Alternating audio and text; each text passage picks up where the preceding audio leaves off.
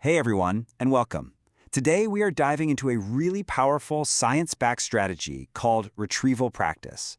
You know that feeling, right? You teach a fantastic lesson, your students are with you, and then a week later, it's like it never happened. Well, if that sounds familiar, this is for you. We're going to look at how to make learning actually stick, for good. So here's our game plan. We'll start by looking at this universal challenge, the forgetting problem. Then we'll get super clear on what retrieval practice is and why it works so well. After that, we get to the good stuff, a whole toolbox of strategies you can literally use tomorrow. We'll see how to weave it all together in your lessons, and finally, we'll talk about the amazing long-term payoff. Let's jump in. All right, let's start with something every single teacher knows all too well, the forgetting problem. I mean, this is the classic classroom frustration, isn't it? You deliver a great lesson, you can see the light bulbs go on, but then a few days later, poof, it's vanished. This isn't just a hunch, it's a real thing called the forgetting curve. But here's the good news. We have an incredibly powerful way to fight back against it. And that leads us right to the solution. So what exactly is this thing called retrieval practice? At its heart, it's actually really simple. Think about it. A lot of traditional studying is about trying to cram information in. Retrieval practice flips that completely on its head. It's all about the active process of pulling information out of the brain. It's that deliberate act of recalling that makes the memory so much stronger. This slide here really hits the nail on the head. On the right, you've got all the passive stuff, rereading notes, highlighting pages. It feels productive, but honestly, it doesn't do much for long-term memory. But on the last, that's the good stuff. Retrieval practice is an active learning process. It takes effort, but that mental work of producing the information, not just rereading it, is what forges those strong, lasting memories. In the world of cognitive science, this is what's known as the testing effect. Now, don't let that word testing scare you. This has nothing to do with high-stakes final exams. It's about using the act of testing your memory as a learning tool. Every single time a student tries to pull an answer from their brain, they are literally making that memory stronger and more durable. So what's actually happening in the brain that makes this simple act so incredibly powerful? Let's take a quick peek at the science behind why this works. This lays it out perfectly. First, think of a memory as a path in the woods. Every time you recall it, you're walking that path, making it clearer and easier to find next time. That's what strengthens the neural pathways. This helps lock it into long-term memory. But for us as teachers, number 3 is a game changer. That little bit of struggle to remember, it instantly shows us, and them, exactly where the gaps are. And all of that effort, what scientists call desirable difficulty, is what makes the learning deeper and helps students actually apply their knowledge later on. Okay, so that's the why. Now for the really fun part, the how. Let's open up the retrieval toolbox and look at some dead simple, super effective techniques you can start using right away.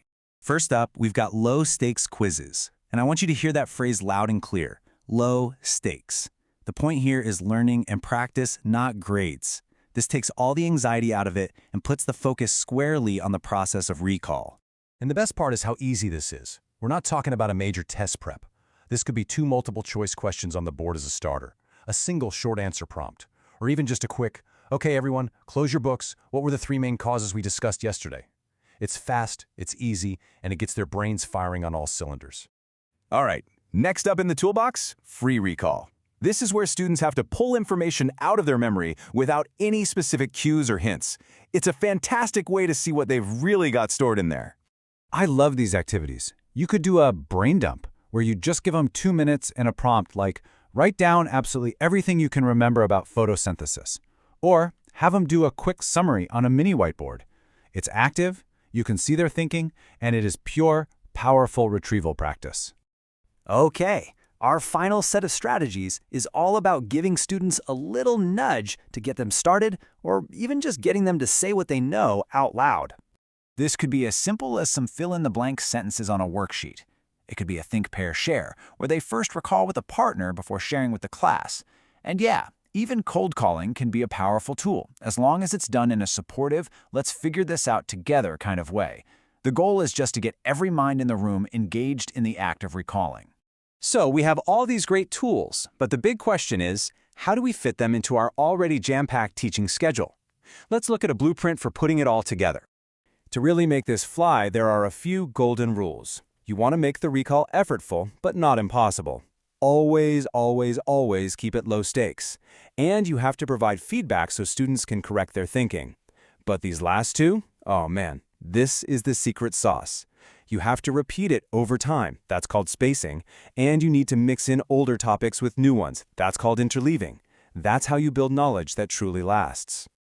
Now this slide gives us a perfect blueprint for what a lesson could look like. Check it out.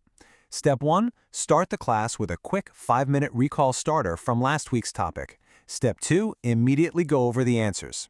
Then you teach your new stuff, but then you pause in the middle of the lesson for another quick recall moment, and you wrap it all up with an exit ticket that asks about today's lesson. See, it creates this fantastic, continuous loop of learning and recalling. So why go to all this trouble? Why should we make room for this? Let's talk about the long-term payoff, because trust me, it's huge, both for our students and for us. So what's the bottom line? Well, it's pretty incredible. Retrieval practice just makes learning stick, smashing that forgetting curve. But it's more than that. It actually builds student confidence. Success breeds more success. And for us as teachers, it's like having a superpower. It gives you a constant, real-time snapshot of what your students actually know so you can adapt your teaching on the fly. So, I'll leave you with this final thought, this challenge.